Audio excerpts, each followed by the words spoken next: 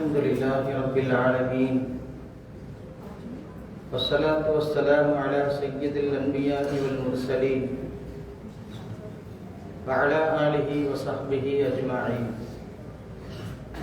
أما بعد، قال الله تعالى في كلامه القديم والفرقان الحميد: أعوذ بالله من الشيطان الرجيم بفضل بسم الله الرحمن الرحيم.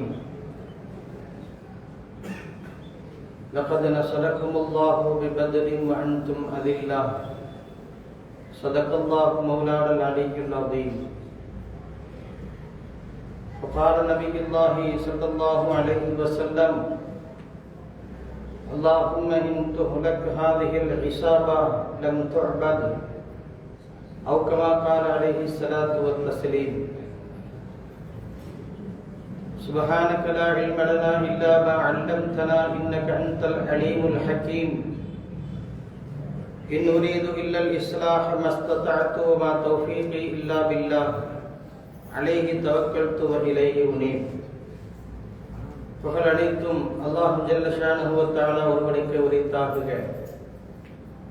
கல்வியில் நிறைந்த கண்மணி நாயகம் முஹம்மதுர் ரசூலுல்லாஹ் ஸல்லல்லாஹு அலைஹி வஸல்லம் அன்னவர்கள் மீதும், அன்னாரின் சத்திய வழியை தவறாது கடைபிடித்து வந்த சஹாபா செம்மல்கள், தாபிகீன்கள், தபஅத் தாபிகீன்கள், நல்லோர்கள், நாதாக்கள், சுஹதாக்கள் குழுமி இருக்கும் நம் அனைவர்கள் மீதும் அல்லாஹ்வின் அன்பும் அருளும் என்றென்றும் குறைவின்றி நிறைவாக உண்டாவதாக. ஆமீன்.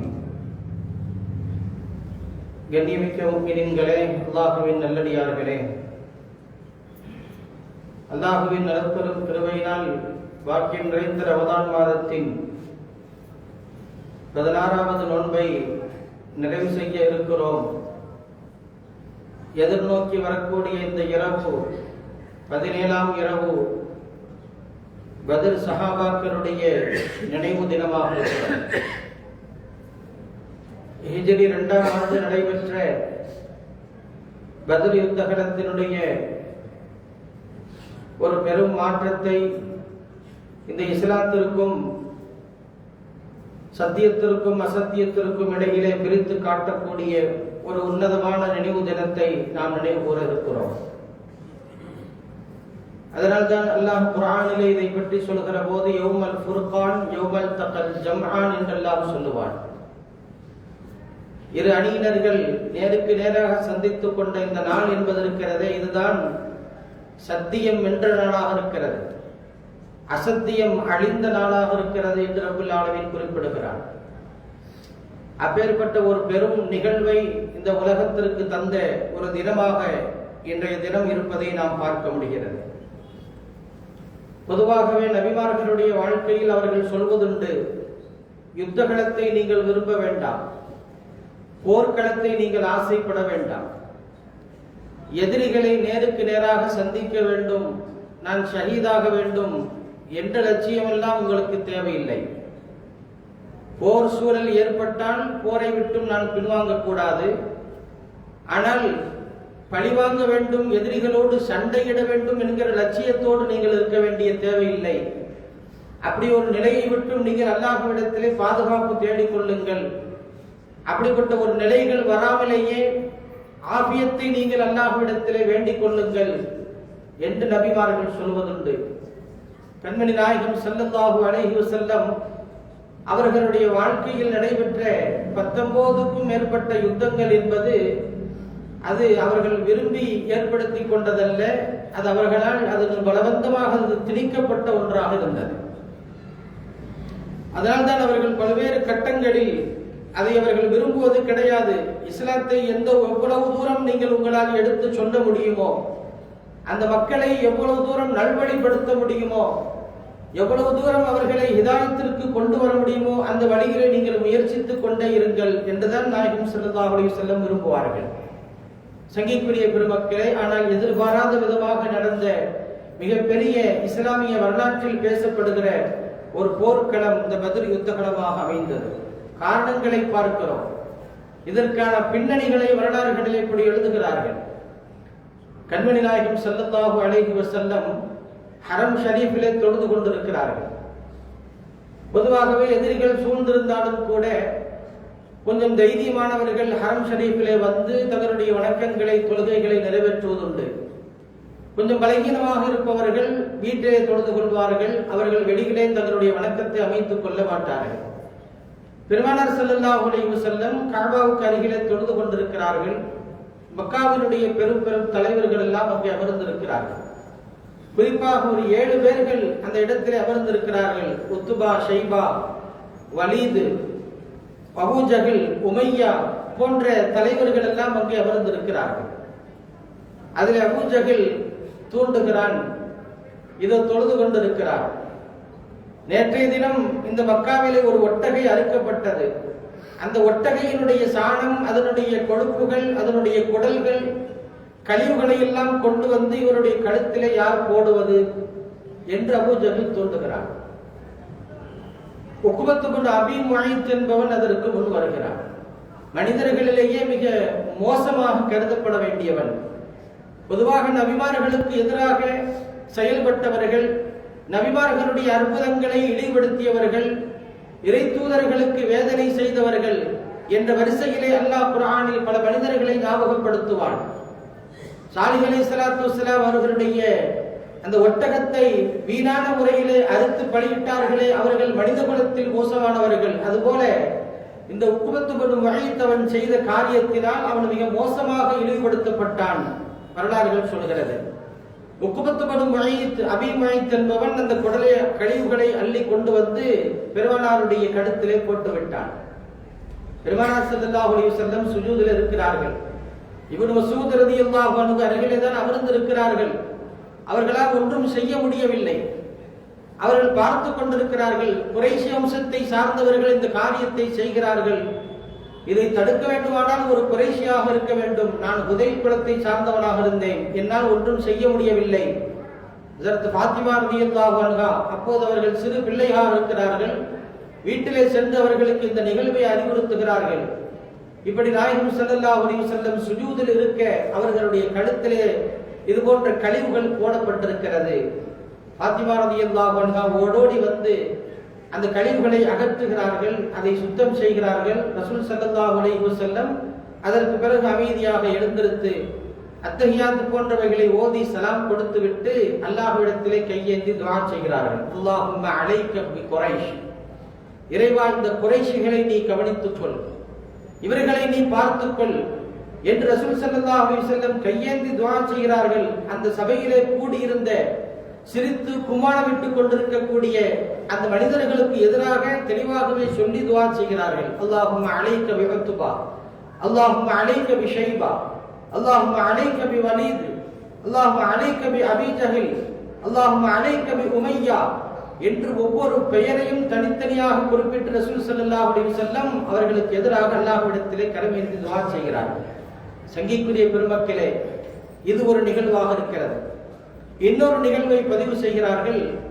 ஹஜ்ரத் அப்பாஸ் ரலியல்லாஹு அன்ஹுவுடைய சகோதரி ஆத்திகா என்ற பெண்மணி ஒரு கனவு காண்கிறார். பத்ர் யுத்தகலத்தோடு தொடர்புடைய ஒரு செய்தி என்கிற காரணத்தை நான் சொல்கிறேன். ஆத்திகா என்கிற அந்த சகோதரி கனவு காணுகிறார்கள். மக்காவினுடைய வீதியிலே தலைவிரி கோலமாக ஒருவர் உள்ளே வருகிறார். கனவிலே தன்னுடைய ஆடைகளை கிழித்துக் கொண்டு ஒட்டகத்தினுடைய அந்த மூக்கை அறுத்து அதனுடைய இரத்தத்தை தன்னுடைய உடலிலே தேய்த்துக் கொண்டு மக்களுக்கு இடையிலே அறிவிப்பு செய்யும் நோக்கத்திலே ஒரு மனிதர் உள்ளே வருகிறார். பொதுவாக ஏதேனும் ஒரு ஆபத்து வருகிறது என்று சொன்னால் இப்படி ஒரு சூழலிலே வந்து ஒருவர் அறிவிப்பு செய்வார். அந்த தோற்றத்திலே ஒருவர் வந்து ஜபல் அபீ குபைஸிலே ஏறி நின்று மக்களுக்கு அறிவிப்பு செய்கிறார். மக்காவின் துரோகிகளே, உங்களுக்கு வேதனை இருக்கிறது, ஒரு 3 நாளிலே உங்களுக்கு மிகப்பெரிய அழிவு இருக்கிறது என்று அவர் அறிவிப்பு செய்கிறார். இப்படி ஒரு கனவை தன் சகோதரர் அப்பாஸ் இடத்திலே ஆத்திகா என்ற பெண்மணி முறையிடுகிறார். இந்த கனவை நீங்கள் யாரிடத்திலும் சொல்ல வேண்டாம் என்றும் சொல்கிறார்கள். ஆனால் அப்பாஸ் ரலியல்லாஹு அன்ஹு நெருங்கிய நண்பரிடத்திலே இந்த செய்திகளை பதிவு செய்கிறார். இப்படி ஒரு கனவு தன் சகோதரி கண்டிருக்கிறார். இந்த செய்தி கொஞ்சம் கொஞ்சமாக பரவி கிட்டத்தட்ட மக்காவினுடைய எல்லா தலைவர்களுக்கு இடையிலேயும் இந்த செய்திகள் பரவிவிட்டது. அது அபூ ஜஹல் அவன் நையாண்டியாக கேலியான முறையிலே அவன் பேசினான். என்ன, முகம்மதுக்குத்தான் இறை செய்தி வந்தது என்று சொன்னார்கள், இப்போது பெண்களுக்கெல்லாம் இப்படி இறை செய்தி வர ஆரம்பித்து விட்டதா பெண்கள் எல்லாம் இப்படி அச்சமூட்டி எச்சரிக்கை செய்ய தொடங்கிவிட்டார்களா என்று அவன் இழிவுபடுத்தி பேசினான். அப்பாஸ் ரலியல்லாஹு அன்ஹு என்ற பதிலும் சொல்லவில்லை. வீட்டிற்கு வந்து விட்டார்கள். ஒரே குழப்பமாக இருக்கிறது. இப்படி ஒரு குறைஷி குலத்த பெண்களை குறித்து இழிவாக பேசியிருக்கிறான், நீங்கள் எப்படி அவனுக்கு பதில் சொல்லாமல் வரலாம் என்று பெண்கள் எல்லாம் வீடுகளிலே கோஷமிட்டுக் கொண்டிருக்கிறார்கள். சங்கிக்குரிய பெருமக்களே, இதுவும் பத்ர் யுத்தத்தோடு தொடர்புடைய ஒரு நிகழ்வாக இருக்கிறது. இப்படிப்பட்ட சூழலில் தான் ரப்புல் ஆலமீன் இந்த பத்ர் யுத்த களத்தை ஏற்படுத்துகிறான். இது அல்லாஹ்வினுடைய திட்டமிட்ட ஒரு ஏற்பாடுகளாக இருப்பதை நாம் பார்க்க முடிகிறது. சங்கிக்குரிய பெருமக்களே, பெருமானார் ஸல்லல்லாஹு அலைஹி வஸல்லம் அவர்கள் மதீனா நகருக்குள் ஹிஜ்ரத் செய்ததற்கு பிறகு 2 ஆண்டுகள் கழிந்திருக்கிறது. அவர்களுக்கு ஒரு செய்தி வருகிறது. அபூ சுஃபியானுடைய கூட்டம் தங்களுடைய வியாபாரத்தை முடித்துக் கொண்டு மக்கா நகரை நோக்கி வந்து கொண்டிருக்கிறார்கள். பெரும் லாபத்தோடு 50,000 திர்ஹங்கள் கொண்ட பெரும் பொருள் செல்வத்தோடு அவர்கள் வந்து கொண்டிருக்கிறார்கள்.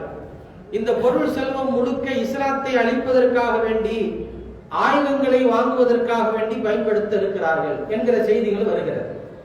நாயகம் ஸல்லல்லாஹு அலைஹி வஸல்லம் பார்க்கிறார்கள், முஹாஜிர்கள் தங்களுடைய மக்காவிலே தங்களுடைய இல்லங்கள், தங்களுடைய நிலபுலன்கள், பொருளாதாரங்கள் அத்தனையும் இழந்துவிட்டு வந்திருக்கக்கூடிய இந்த தோழர்களுக்கு இந்த சொத்துக்கள் கிடைத்தால் கொஞ்சம் பிரயோஜனமாக இருக்கும் என்று நினைக்கிறார்கள். பெருமானார் ஸல்லல்லாஹு அலைஹி வஸல்லம் இந்த நோக்கத்திலே அந்த வியாபார குழுவை தடுத்து நிறுத்த வேண்டும் என்ற நோக்கத்தோடு சஹாபாக்களை அழைத்துக் கொண்டு செல்கிறார். ஒரு குறைந்த எண்ணிக்கையிலான தோழர்களோடு அந்த பகுதிக்கு செல்ல இருக்கிறார். அபூ சுஃபியான் கொஞ்சம் அறிவார்ந்தவர், கொஞ்சம் நுணுக்கமான முறையிலே ஆராயக்கூடியவர். ஜுஹ்ஃபா என்ற இடத்திலே முகாமிட்டு தங்கி கொண்டிருக்கிறார்கள். அந்த இடத்தில் இருக்கக்கூடிய ஒரு சாணத்தை பார்த்துவிட்டு சொன்னார்கள், இந்த சாணம் என்பது மதீனாவினுடைய பேரித்தமிழத்தை சாப்பிட்டு விட்டு போட்ட ஒரு சாணமாக இருக்கிறது. அப்படி என்று சொன்னால் இந்த இடத்திலே முஹம்மதின் தோழர்கள் உளவாளிகளாக வந்திருக்கிறார்கள். நம்மளுடைய இந்த வியாபார குழுவுக்கும் நம்மளுடைய பொருளாதாரத்திற்கும் இந்த செல்வத்திற்கும் ஆபத்து இருக்கிறது என்று உணர்ந்து அந்த நேரத்தில் இஸ்லாத்தை ஏற்றுக்கொள்ளவில்லை. அபூ சுஃபியான் லம்லம் இப்னு கிஃபாரி என்பவனை அழைத்து மக்காவுக்கு சென்று உடனே நீ அறிவிப்பு செய், உங்களுடைய வியாபார குழுவுக்கு இப்படி ஒரு சோதனைகள் இருக்கிறது, உங்களுடைய சொத்துக்களை நீங்கள் பாதுகாத்துக் கொள்வதற்கு ஒரு பெரும் படையை திரட்டி கொண்டு உதவுமாறு நீ உடனே போய் அறிவிப்பு செய் என்று சொல்லிவிட்டு அபூ சுஃபியான் வந்த அந்த வழியையும் மாற்றி விடுகிறார். வேறு வழியிலே பயணிக்க தொடங்கி விடுகிறார். அவர் கடல் வழியாக பயணித்து மக்காவை நெருங்கி கொண்டிருக்கிறார். நபிகள் ஸல்லல்லாஹு அலைஹி வஸல்லம் அவர்கள் வந்து பார்க்கிறார்கள், அந்த கூட்டம் அது தப்பிட்டு இருக்கிறது. ஆனால் மக்காவில் இருந்து கிளம்பிய அந்த தலைவர்கள், இதுதான் சந்தர்ப்பம், இஸ்லாத்தை அழிக்க வேண்டும், இஸ்லாமியர்களையும் தோழர்களையும் ஒட்டுமொத்தமாக நிர்மூலமாக்குவதற்காக நல்ல ஒரு வாய்ப்பு, நாம் இதை பயன்படுத்தி கொண்டு அவர்களை இல்லாமல் ஆக்கிவிடலாம் என்ற நோக்கத்தோடு புறப்பட்டு வந்து விட்டார்கள். பெருமானார் ஸல்லல்லாஹு அலைஹி வஸல்லம் அவர்களுக்கு இந்த செய்தி தெரிவிக்கப்படுகிறது. இப்படி தலைவர்கள் தங்களுடைய படைசூழ மக்கத்தினுடைய மிக முக்கிய தலைவர்கள் எல்லாம் ஒட்டுமொத்தமான முறையிலே கிளம்பி கொண்டு வந்திருக்கிறார்கள் என்கிற செய்தி ரசூல் ஸல்லல்லாஹு அலைஹி வஸல்லம் அவர்களிடத்தில் சொல்லப்படுகிறது. பெருமானார் ஸல்லல்லாஹு அலைஹி வஸல்லம் அந்த இடத்திலே பின்வாங்க முடியாது. யுத்தம் என்று வந்துவிட்டால் ஒரு நபிக்கு பின்வாங்குவது அழகல்லவே. அதனால் தோழர்களிடத்திலே ஆலோசனை செய்கிறார்கள். இப்படி ஒரு சூழலிலே நாம் இருக்கிறோம், போர் சூழல் ஏற்பட்டிருக்கிறது, உங்களுடைய கருத்துக்களை சொல்லுங்கள். அதற்கு அபூபக்கர் சித்தீக் ரலியல்லாஹு அன்ஹு சொல்லுவார்கள், இது அல்லாஹ்வினுடைய உத்தரவாக இருக்கும் பட்சத்தில் நாம் எந்த தயக்கமும் வேண்டியதில்லை, நாம் தைரியத்தோடு போர் செய்யலாம். போருக்கான எந்த ஆயத்தமும் இல்லை, போருக்கான எந்த பயிற்சிகளும் இல்லை. இப்படிப்பட்ட ஒரு சூழலிலே எல்லா தோழர்களும் அவர்கள் தங்களுடைய கருத்துக்களை சொல்கிறார்கள். மீண்டும் மீண்டும் ரசூல் ஸல்லல்லாஹு அலைஹி வஸல்லம் கேட்டுக்கொண்டே இருக்கிறார்கள், என்ன சொல்கிறீர்கள்? அன்சாரிகள் புரிந்து கொண்டார்கள், நம்மிடத்திலும் ஒரு கருத்துக்களை கேட்கிறார்கள். காரணம், அன்சாரிகளிடத்திலேயும் ஒப்பந்தம் செய்திருக்கிறார்கள். அன்சாரிகளிடத்தில் இருந்த மிகச் சிறந்த ஒரு தோழர் ஹஜ்ரத் சஅத் இப்னு முஆத் ரலியல்லாஹு அன்ஹு அந்த இடத்திலே பெருமானார் ஸல்லல்லாஹு அலைஹி வஸல்லம் அவர்களுக்கு எழுந்திருத்து ஆலோசனை கூறுகிறார்கள். யா ரசூலல்லாஹ், கத் ஆமன்னாக வ ஸத்தக்னாக, நாங்கள் உங்களை ஈமான் கொண்டிருக்கிறோம், உங்களை நபி என்று நாங்கள் ஏற்றிருக்கிறோம். வ ஷாஹத்னாக மா ஜித்த பிஹி ஹக்குன், என்னென்ன விஷயங்களை எல்லாம் நீங்கள் கொண்டு வந்தீர்களோ அது எல்லாம் சத்தியம் என்று நாங்கள் சாட்சி கொண்டிருக்கிறோம். இப்படியெல்லாம் இருக்க உங்களுடைய உத்தரவுகள் என்ன என்றுதான் நாங்கள் எதிர்பார்த்து கொண்டிருக்கிறோம். என்ன சொன்னாலும் நாங்கள் அதை செய்வதற்கு தயாராக இருக்கிறோம். எங்களுடைய அன்சாரிகள் எந்த வகையிலும் அவர்கள் பின்வாங்க மாட்டார்கள். உங்களுக்கு மகிழ்ச்சியை தரக்கூடிய ஒரு காட்சியைத்தான் நீங்கள் அன்சாரிகளிடத்திலே பார்ப்பீர்கள். எந்த வகையிலும் நாம் உங்களுக்கு துரோகம் செய்துவிட்டு நாங்கள் திரும்பி விட மாட்டோம். நீங்கள் எடுக்கிற முடிவுக்கு முழுமையாக நாங்கள் கட்டுப்படுகிறோம். சஅத் இப்னு முஆத் ரலியல்லாஹு அன்ஹு மிக குறுகிய காலகட்டத்தில் இஸ்லாத்தில் ஏற்றுக்கொண்டு வாழ்ந்தவர்கள். 6 வருட காலங்கள் தான் அவர்கள் முஸ்லிம்களாக வாழ்ந்தவர்கள். மக்கத்தினுடைய பெரும் தலைவராக இருந்தவர் சஅத் இப்னு முஆத். பெருமானார் ஸல்லல்லாஹு அலைஹி வஸல்லம் அவர்களுடைய வருகைக்கு பிறகு முழுக்க முழுக்க தன்னை பெருமானாருக்காக வேண்டி அர்ப்பணித்துக் கொண்டவர்கள் சஅத் ரலியல்லாஹு அன்ஹு. அவர்களுடைய வஃபாத்தின் காரணத்தினால் இஹ்தஸ்ஸ அர்ஷுர் ரஹ்மான் லிமௌத்தி சஅத் இப்னு முஆத். சஅத் இப்னு முஆதினுடைய மௌத்தின் காரணத்தினால் அல்லாஹ்வினுடைய அர்ஷ் குலுங்கியது என்று ரசூல் ஸல்லல்லாஹு அலைஹி வஸல்லம் சொல்வார்கள். அவ்வளவு தூரம் இஸ்லாத்திற்காக வேண்டி அவர்கள் அர்ப்பணித்து அல்லாஹ்வினுடைய அருளை பெற்றவர்கள் சஅத் ரலியல்லாஹு அன்ஹு பேசுகிறார்கள். பெருமானார் ஸல்லல்லாஹு அலைஹி வஸல்லம் அவர்களுக்கு அளவு கடந்த மகிழ்ச்சி. ஹஜ்ரத் மிக்தாத் ரலியல்லாஹு அன்ஹு எழுந்திருத்து சொல்லுவார்கள், நாங்கள் மூசாவினுடைய கூட்டத்தினர்கள் சொன்னதை போன்று நாங்கள் சொல்லிவிட மாட்டோம். இத்ஹப் அன்த வ ரப்புக ஃபகாத்திலா இன்னா ஹாஹுனா காயிதுன். நீங்களும் உங்களுடைய ரப்பும் சென்று போர் செய்யுங்கள், நாங்கள் இங்கேயே அமர்ந்து கொள்கிறோம் என்று மூசாவின் சமுதாயம் சொன்னதை போன்று நாங்கள் சொல்லிவிட மாட்டோம். நாங்கள் உங்களோடு போர் செய்வோம். உங்களோடு உங்களோட வலப்புறமும் இடப்புறமும் உங்களுக்கு முன்னாலும் பின்னாலும் இருந்து எங்களுடைய உயிரை தியாகம் செய்வதற்கு நாங்கள் தயாராக இருக்கிறோம். மிக்தாத் ரலியல்லாஹு அன்ஹு பேசுகிறார்கள். அன்சாரிகளுடைய இந்த கருத்துக்களை கேட்டு ரசூல் ஸல்லல்லாஹு அலைஹி வஸல்லம் முகம் மலர்ந்தவர்களாக தங்களுடைய தோழர்களை அழைத்துக் கொண்டு செல்கிறார்கள். எத்தனை நபர் இருக்கிறீர்கள் என்று எண்ணி பாருங்கள் என்று கேட்கிறார்கள். தோழர்கள் எண்ணி பார்க்கிறார்கள், 313 பேர்கள் இருக்கிறார்கள். பெருமானாருக்கு இன்னொரு திருப்தி அவர்களுக்கு கிடைக்கிறது. இது தாலூத்தினுடைய படையின் எண்ணிக்கையாக இருக்கிறது. தாலூத்தினுடைய படையின் எண்ணிக்கை 313 தான். மிகப்பெரிய ஒரு வெற்றிகளை அவர்கள் கொண்டார்கள். எனவே நமக்கும் ஒரு வெற்றிகள் கிடைக்கும் என்கிற ஒரு நம்பிக்கை பெருமானார் ஸல்லல்லாஹு அலைஹி வஸல்லம் அவர்களுக்கு ஏற்படுகிறது. உளவு பேர் பார்ப்பதற்காக வேண்டி குஃபார்களுடைய கூட்டத்திற்கு தோழர்களை அனுப்பி வைக்கிறார்கள். அவர்கள் பார்த்துவிட்டு வருகிறார்கள். அந்த இடத்தில் இருக்கக்கூடிய ஒரு ஆட்டு இடையினத்தில் விசாரிக்கிறார்கள். எத்தனை பேர் இருப்பார்கள் தெரியவில்லை என்று சொல்கிறார்கள். அவர்களுடைய உணவுக்காக வேண்டி எவ்வளவு ஒட்டகைகள் அறுக்கப்படுகிறது, தினமும் 10 ஒட்டகைகள் அறுக்கப்படுகிறது என்று சொல்கிறார். அப்படியானால் அந்த கூட்டத்திலே 1000த்திற்கும் மேற்பட்ட மனிதர்கள் இருக்கிறார். பெருமானார் ஸல்லல்லாஹு அலைஹி வஸல்லம் கொஞ்சம் கலங்கி போகிறார்கள். போர் பயிற்சி இல்லாத, எந்த விதமான போர் தடவாளங்களும் இல்லாத இந்த சூழல்களில் இவ்வளவு பெரிய எண்ணிக்கை கொண்ட இந்த மக்கத்து மக்களை எப்படி நாம் எதிர்கொள்வது என்கிற ஒரு கவலை, மனித இயல்புக்கே இருக்கக்கூடிய ஒரு தடுமாற்றம். பெருமானார் ஸல்லல்லாஹு அலைஹி வஸல்லம் அவர்கள் அல்லாஹ்விடத்திலே கரமேந்தி துஆ செய்கிறார்கள்.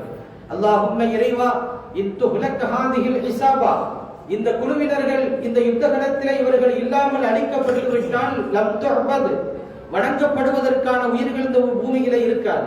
நீ வணங்கப்பட மாட்டாய்.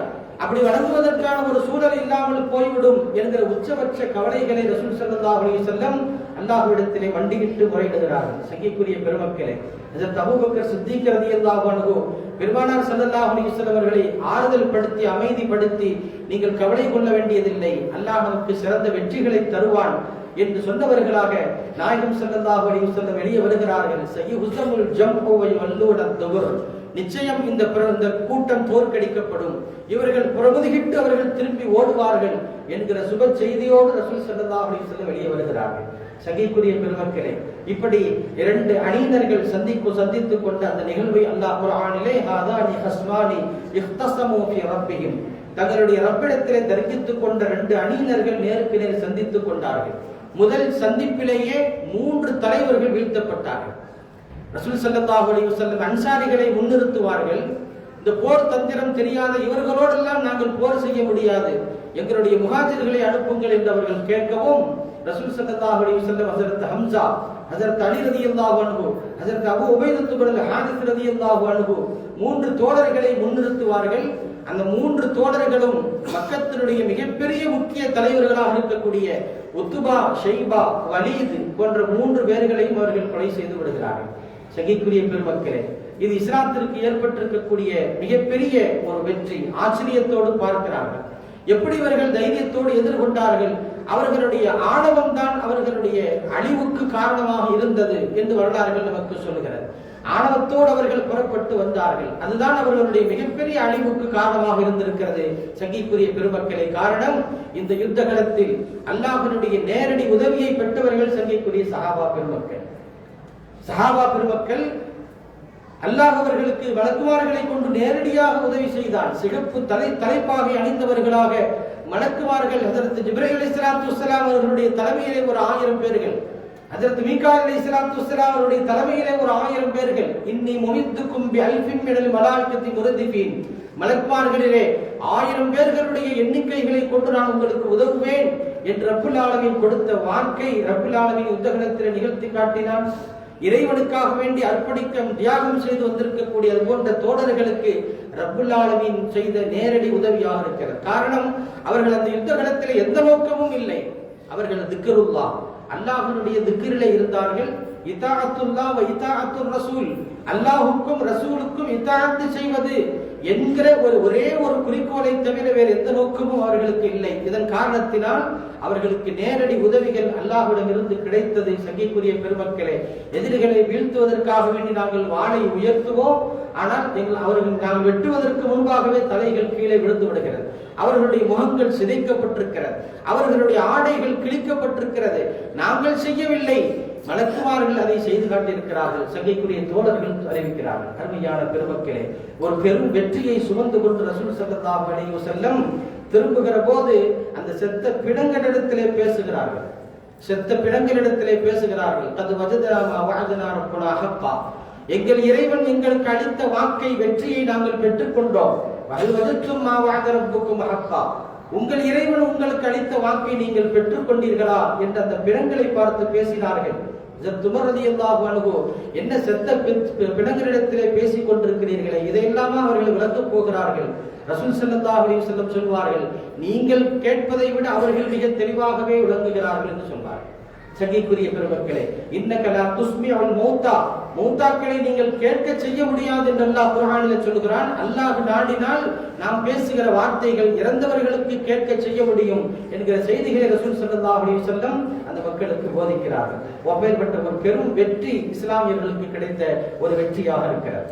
அருமையான பெருமக்களே, இந்த பத்ர் யுத்த களம் ஏற்படுத்திய தாக்கங்கள் என்பது இருக்கிறதே, அது மிகப்பெரிய ஒன்றாக இருக்கிறது. மிகப்பெரிய தாக்கத்தை ஏற்படுத்தியிருந்தது.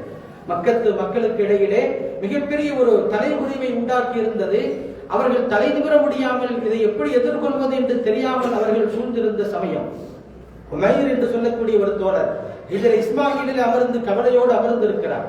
சஃப்வான் இப்னு உமையா சந்தித்து, என்ன கவலையோடு இருக்கிறீர்கள் என்று கேட்கும் பொழுது, ஆம், இவ்வளவு பெரிய இழப்புகளை நாம் சந்தித்திருக்கிறோம், நம்மால் என்ன செய்ய முடியும் இனிமேல், எனக்கு கடன் நிறைய இருக்கிறது, பிள்ளைகள் நிறைய இருக்கிறார்கள், இது மாத்திரம் இல்லை என்று சொன்னால் நானே முஹம்மதை எதிர்கொண்டு நேரடியாக நான் அவரை கொலை செய்வேன், அவ்வளவு வேகம் எனக்கு இருக்கிறது என்று அந்த உமைர் சொல்வதை கேட்டு சஃப்வான் இப்னு உமையா சொல்லுவார், உங்களுடைய குழந்தைகளுக்கும் கடனுக்கும் நான் பொறுப்பேற்றுக் கொள்கிறேன், முஹம்மதை கொள்வதற்கு நீங்கள் பொறுப்பேற்றுக் கொண்டால் இதற்கு நான் பொறுப்பு, அதற்கு நான் ஏற்பாடு செய்கிறேன் என்று உமைர் அவரை அனுப்பி வைக்கிறார்.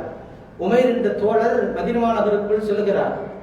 உமர் ரலியல்லாஹு அன்ஹு பார்த்துவிட்டு, இன்னஹு கல்பும் மின் கலாமில்லாஹ், அல்லாஹ்வினுடைய நாய் குணத்தை சார்ந்த ஒரு நாய் குணம் கொண்டவர் அல்லவா இவர் இங்கே வந்திருக்கிறார். பெருமானார் ஸல்லல்லாஹு அலைஹி வஸல்லம் அவர்களை சந்திக்கிறார்கள்.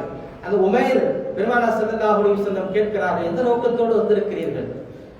என் மகன் கைதியாக பிடிக்கப்பட்டிருக்கிறார், எங்களுடைய குறைஷிகள் இங்கே கைதிகளாக பிடிக்கப்பட்டிருக்கிறார்கள், அவர்களிடத்தில் நீங்கள் கொஞ்சம் நளினமாக நீதத்தோடு நடந்து கொள்ள வேண்டும் என்று சொல்வதற்காகத்தான் வந்திருக்கிறேன் என்று சொல்லும் பொழுது, மகன் விஷயமாக கைதிகள் விஷயமாக பேச வந்திருந்தால் நீங்கள் ஏதாவது ஃபிதியாவல்லவா கொண்டு வந்திருக்க வேண்டும், என்ன வாழ்வோடு வந்திருக்கிறீர்களே என்று கேட்கிறார்கள்.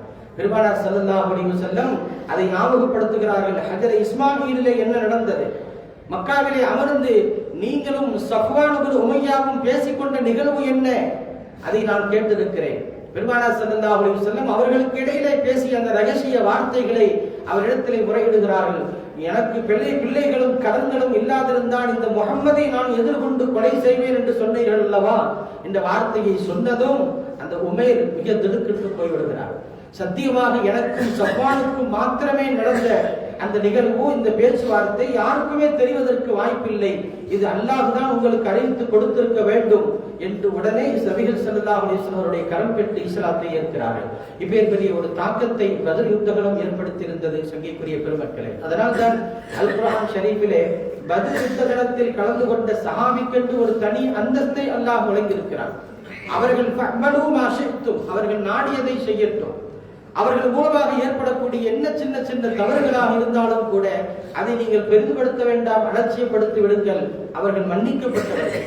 பெருமானார் ஸல்லல்லாஹு அலைஹி வஸல்லம் அவர்களுக்கு அல்லாஹ் இந்த வசனத்தை இறக்குகிறான். அதனாலேயே பல்வேறு குறைகள் சஹாபாக்களிடமிருந்து ஏற்பட்டாலும் கூட பத்ர் யுத்தத்தில் கலந்து கொண்ட சஹாபி என்று ரசூல் ஸல்லல்லாஹு அலைஹி வஸல்லம் அவர்களை மன்னித்து விடுவார்கள். காரணம், இது அல்லாஹ் அவர்களுக்கு வழங்கி இருக்கக்கூடிய ஒரு சிறப்பு. ஹாத்திப் இப்னு அபீ பல்தஆ மக்காவினுடைய போர் ரகசியங்களை அவர்கள் அறிவித்து விடுவார். பெருமானார் ஸல்லல்லாஹு அலைஹி வஸல்லம் அவருடைய ரகசிய செய்திகளை சொல்லிவிட்ட ஒரு முனாஃபிக்காக ஆகிவிட்டாரே என்றெல்லாம் தோழர்கள் துடித்துக் கொண்டிருக்கிற போது ஹாத்தபை அழைத்து விசாரிக்கிற போது அவர் சொல்லுவார், என் குடும்பத்தை பாதுகாக்க வேண்டும் என்ற நோக்கத்தோடு நான் செய்தேனே தவிர நான் இந்த போருக்கு எதிராக செயல்பட வேண்டும் என்ற நோக்கம் எனக்கு இல்லை என்று சொன்னதும் பக்கத்து சதக்க, இவர் உண்மை சொல்லிவிட்டார். அது மாத்திரமல்ல, அது ஷஹீத பத்ரன், இவர் பத்ர் யுத்தத்தில் கலந்து கொண்ட ஒரு சஹாபியாக இருக்கிறார். இப்படி ரசூல் ஸல்லல்லாஹு அலைஹி வஸல்லம் பல்வேறு கட்டங்களில் பத்ர் யுத்தத்தில் கலந்து கொண்ட சஹாபிக்கென்று ஒரு தனி அந்தஸ்தும் மரியாதையும் கொடுத்து வைத்திருப்பதை பார்க்க முடிகிறது. மலக்குமார்களும் கூட, வானவர்களும் கூட தங்களுடைய மலக்குமார்களுக்கு இடையிலே பத்ர் யுத்தத்தில் கலந்து கொண்ட மலக்குமார்களுக்கு என்று தனி சிறப்புகள் இருக்கிறது என்று சொல்வார்கள். அப்படிப்பட்ட ஒரு சிறப்பை ரப்புல் ஆலமீன் பத்ர் சஹாபாக்களுக்கு வழங்கியிருப்பதை நாம் பார்க்க முடிகிறது. சங்கைக்குரிய பெருமக்களே, அதனால் தான் அவர்களை நாம் நினைவு கூர்ந்து கொண்டிருக்கிறோம். அவர்களுடைய திருநாமங்களை நாம் உச்சரித்துக் கொண்டிருக்கிறோம். இன்றும் நாம் உள்ளம் நிரம்ப, நம்மளுடைய கல்புகள் நிரம்ப அவர்களுடைய பெயர்களை வாசித்து ரலியல்லாஹு அன்ஹும் வரது அன்ஹு என்று பெருமிதத்தோடு நாம் சொல்லிக் கொண்டிருக்கிறோம் என்று சொன்னால் இது அல்லாஹ் ரசூலுடைய சுன்னத்தை நாம் அப்படியே பின்பற்றிக் கொண்டிருக்கிறோம். இது அல்லாஹ் அவர்களை கண்ணியப்படுத்தி இருக்கிறார். ரசூல் ஸல்லல்லாஹு அலைஹி வஸல்லம் அந்த தோழர்களை கண்ணியப்படுத்தி இருக்கிறார்கள். எனவே அந்த தோழர்களை நாமும் இன்றளவும் நாம் அவர்களுடைய நினைவு கூர்ந்து பார்த்துக் கொண்டிருக்கிறோம். அவர்களுடைய பெயர்களை நாம் உச்சரித்துக் கொண்டிருக்கிறோம். பெரும் பெரும் இறைநேச செல்வர்கள் எல்லாம் தங்களுக்கு விலாயத் என்பது அவர்களுடைய திருநாமங்களை கொண்டு கிடைத்தது என்று சொல்கிறார்கள். லம் தஹ்சுல் லஹுல் விலாயத்து இல்லா பிகிராஅத்தி அஸ்மாஇஹிம், சஹாபாக்களுடைய பெயர்களை ஓதுவதை கொண்டுதான் எங்களுக்கு விலாயத் என்னும் உயர்ந்த அந்த ஞானம் கிடைத்தது என்று இறைநேச செல்வர்கள் சொல்வதை நாம் பார்க்க முடியாது. சங்கைக்குரிய பெருமக்களே, எனவே நாம் அவர்களை பற்றி நாம் அறிந்து கொள்ள வேண்டும். சங்கைக்குரிய சஹாபாக்களுடைய அந்த திருநாமங்கள் ஒவ்வொருவருக்கும் மிகப்பெரிய ஒரு வரலாறுகள் இருக்கிறது. ஒவ்வொரு தனி நபர்களுக்கும் மிகப்பெரிய வரலாறுகள் இருக்கிறது. அதில் மிகச்சிறந்த படிப்பினைகளும் வழிகாட்டுதல்களும் இந்த உம்மத்திற்கும் இளைய சமுதாயத்தினர்களுக்கும் இருக்கிறது என்பதை நாம் விளங்கிக் கொள்ள வேண்டும். ரப்புல் ஆலமீன் இந்த வரலாற்றின் மூலம் கிடைக்கக்கூடிய படிப்பினைகளை பெற்று அல்லாஹ்வினுடைய பொருத்தத்தை பெறக்கூடிய நன்மதிப்பை அல்லாஹ் அனைவருக்கும் தந்தல் புரிவானாக. வஆகிரு தஅவானா அல்ஹம்துலில்லாஹி ரப்பில் ஆலமீன்.